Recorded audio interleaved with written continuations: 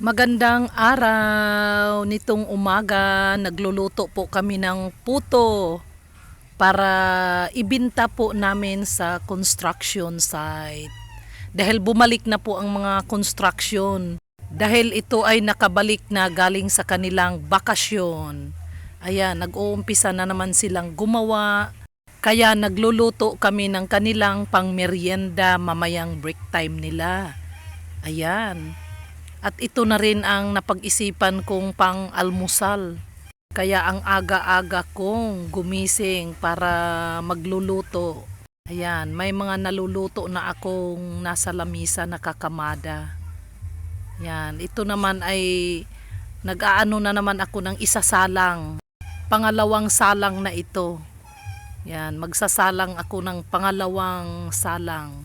Ayan, nilagyan ko na ng cheese sa ibabaw ang puto para ito ay malinamnam at masarap kainin.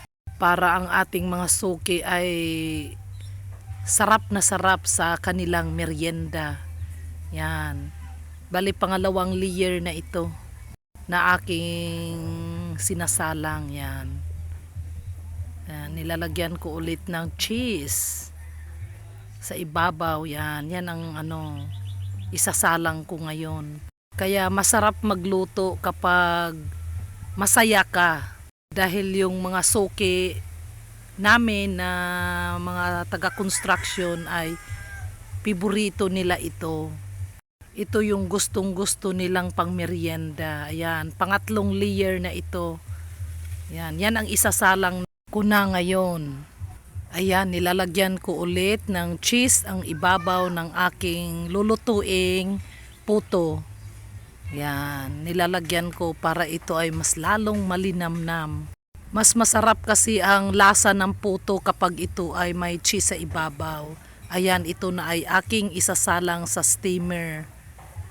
Yan, napakasarap magluto sa kahoy. Dahil napakabilis lang magluto dito dahil malakas ang apoy. Ayan, napatingin ang aking antigaga sa aking sinasalang. Yan. Ayan na. 3 layer ang aking isinalang. Bali 23 pieces na puto ang aking sinasalang dyan sa steamer na yan. Yan.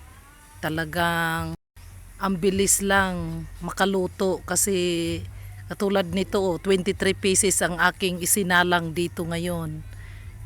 Yan. Nang ito ay maluto, agad-agad ko nang kinamada sa lamisa para ito ay palamigin. Yan, tinanggal ko na sa hulmahan para ito ay lumamig. Kailangan kong ikamada ito sa lamisa para mabilis lumamig. Yan. Napakayami ng aking puto.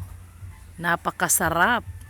Yan, isa-isa ko nang tinanggal sa hulmahan para ito ay maikamada lahat ng mga naluluto. Para pagkatapos namang maikamada at ito ay lumamig, ilagay ko naman sa isang malaking lagayan na baunan para doon ilalagay pag-deliver na sa mga construction. Wow, napaka-yummy ng aking puto. Ang sarap. Hindi nawawala yung mag-almusal ako ng puto with coffee. Yan, napakasarap. Lalo na napaka-presko ng simoy ng hangin.